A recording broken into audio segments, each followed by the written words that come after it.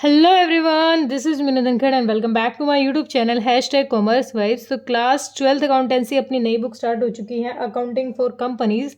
उसका चैप्टर 7 कर रहे हैं, इश्यू ऑफ शेयर्स। यहाँ पर हम वो सारी प्रोसेस सीखेंगे जिस तरीके से कोई भी कंपनी अपने शेयर इशू करती है। तो क्वेश्चन नंबर 11 पर आ गए हैं और हम सीख रहे हैं कि अब अगर कैश ना देके हम किस तरीके से अपने शेयर जो इशू करते हैं उनको एसेट्स के बदले में भी इशू कर सकते हैं। ठीक है। Past journal entries for the following: X Limited purchased land and building from R. Sunram for 5 lakh payable in fully paid share of 100 each at a premium of 25%। अब X Limited है और उससे हमने लैंड और building X Limited एक company है, उसने land और बिल्डिंग खरीदी है किससे? आर सनराम से। कितने रुपए में? 5 लाख रुपए पेबल, और फुल्ली पेड शेयर है 100 का एक है और प्रीमियम है जिसमें 25%। ठीक है। सेकंड केस दे रखा है, Y Limited decide to issue 2000 share of 100 each to the Unit trust of India as underwriting commission. Underwriting commission क्या होता है? अंडरराइटिंग कमीशन एक किस्म से हम चार्ज ही लेते हैं, क्योंकि जब हम शेयर इशू करते हैं ना, कोई भी नई कंपनी आती है और वो शेयर इशू करती है, तो वो थोड़ा सा उसके अंदर ये डर रहता है कि अगर हमारे पब्लिक ने शेयर हमारे एप्लीकेशन नहीं डाली, मतलब जितने मैं शेयर इशू कर रही हूँ, और उसका जो मिनिमम सब्सक्रिप्शन होता है हमारा 90%, अगर कोई कंपनी उतने शेयर मेरे ना ले तो फिर मुझे क्या आ जाएगी? दिक्कत आ जाएगी, क्योंकि फिर वो मेरे शेयर क्या हो जाएंगे? कैंसिल हो जाएंगे। तो वो एक बीच में सेटिंग कर लेती है हमारे अंडरराइटर्स के साथ, जो क्या हेल्प करते हैं हमें, वो अगर हमारा सारे का सारा सब्सक्रिप्शन नहीं आता है, 90% सब्सक्रिप्शन नहीं आता है, तो जितनी पेमेंट रहती है सब्सक्रिप्शन की वो अंडरराइटर ले लेते हैं और बदले में हम उनको कमीशन दे देते हैं। ठीक है, ये प्रोसेस होती है। तो इसकी एंट्री किस तरीके से करनी, सिंपली जनरल एंट्री से समझाना है। अब देखो, केस 1 के अकॉर्डिंग जब भी किसी से भी हम कोई मशीनरी खरीदते हैं, पहली एंट्री तो हम क्या करेंगे? मशीनरी या फिर जो भी बिल्डिंग खरीदी है इसने, हमने खरीदी है लैंड एंड बिल्डिंग, एसेट है। एसेट हमारा रियल अकाउंट के अंदर आता है और रियल अकाउंट का रूल होता है debit what comes in, credit what goes out. तो जो आ रहा है उसको डेबिट करो। क्या आ रहा है अपने पास? Land and building. Land and building account debit. कितने अमाउंट से कह रहा है? ये कह रहा है 5 लाख की पूरी पेमेंट से।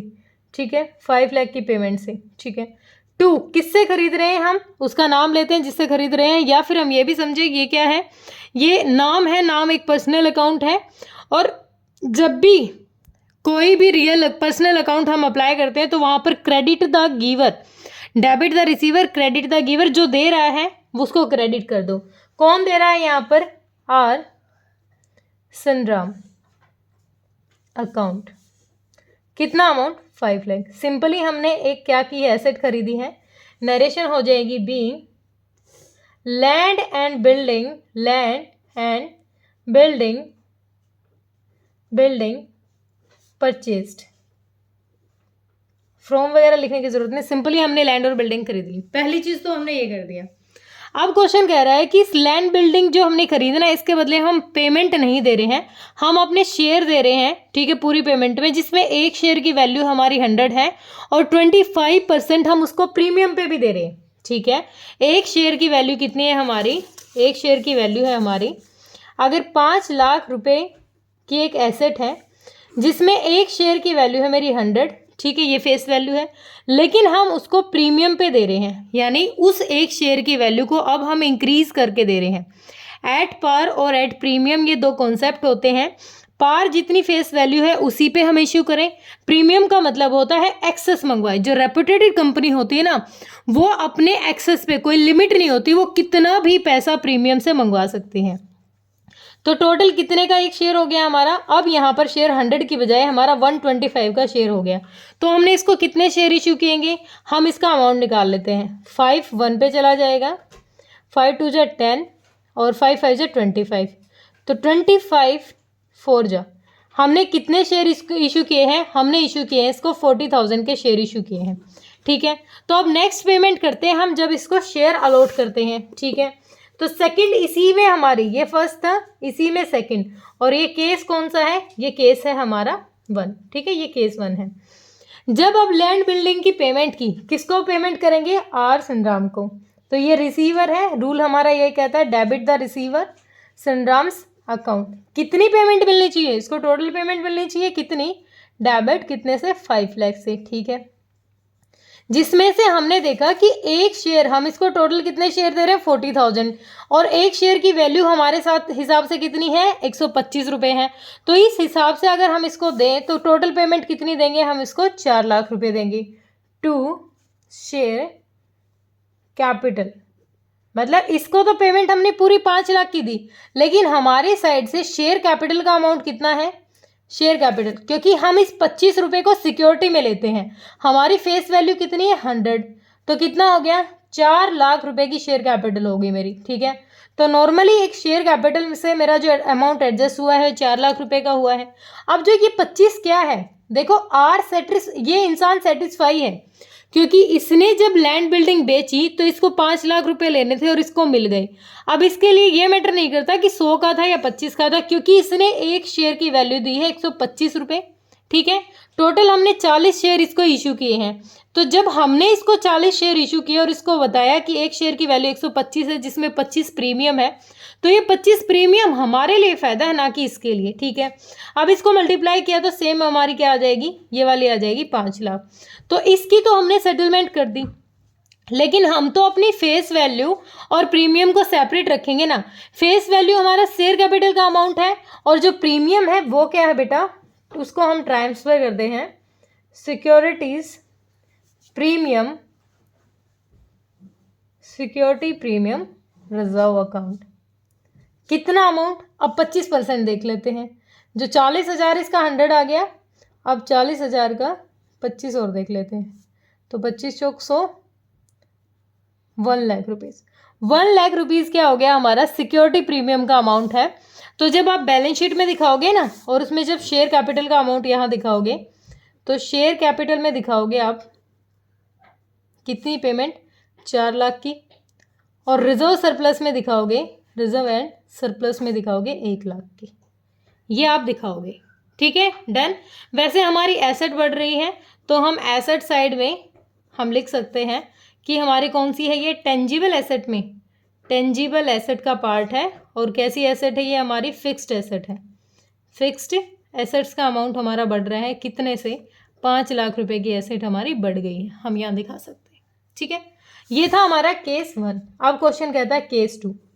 केस 2 में अब अंडर राइटिंग कमीशन के थ्रू कहता है, पहली बात तो वाई ने डिसाइड किया है कि 2000 के शेयर जिसमें 100 ईच है, तो टोटल अमाउंट 2 लाख किसको इश्यू करेगा? यूनिट ट्रस्ट ऑफ इंडिया, ठीक है।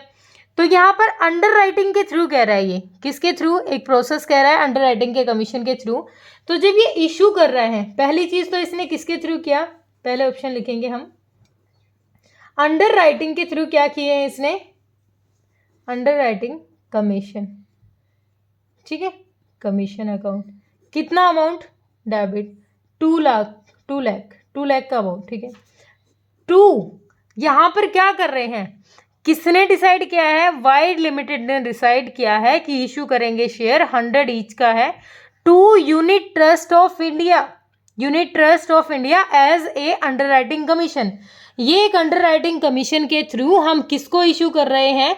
हम इशू कर रहे हैं to unit trust of India. तो किसको? To unit trust of India limited भी है ना? नहीं, लिमिटेड नहीं, सॉरी, अकाउंट।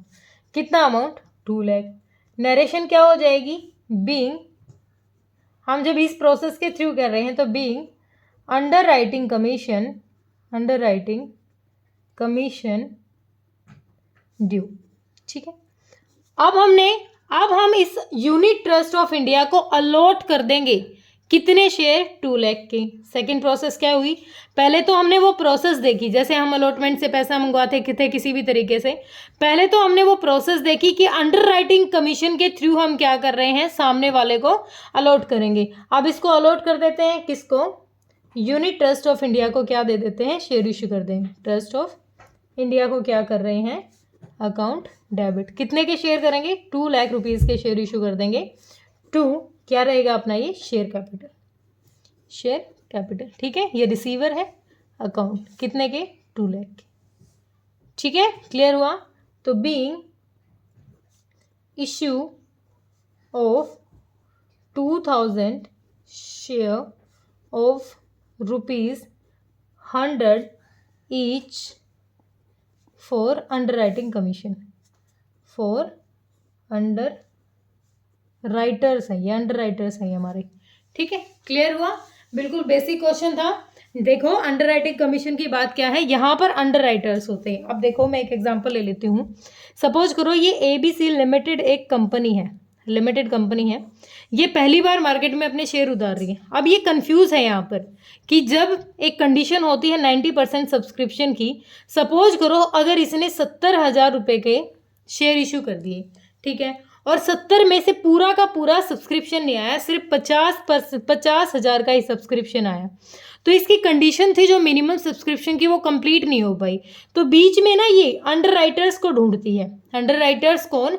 कि अगर हमारा मिनिमम सब्सक्रिप्शन को कंप्लीट नहीं कर पाता है तो आप बीच में है ना कमीशन ले लीजिए, बीच में आप इंटरेस्ट भी ले सकते हैं, पर आप मेरे जो बीच की पेमेंट बचेगी ना, जितनी 90% के हिसाब से होनी चाहिए थी, जैसे 63,000 हमारे 90% के हिसाब से हमारे सब्सक्रिप्शन होना चाहिए था, लेकिन 50,000 ही हुआ। तो अब जो ये 13,000 है ये कौन खरीदेगा? ये अंडर राइटर्स खरीद लेंगे।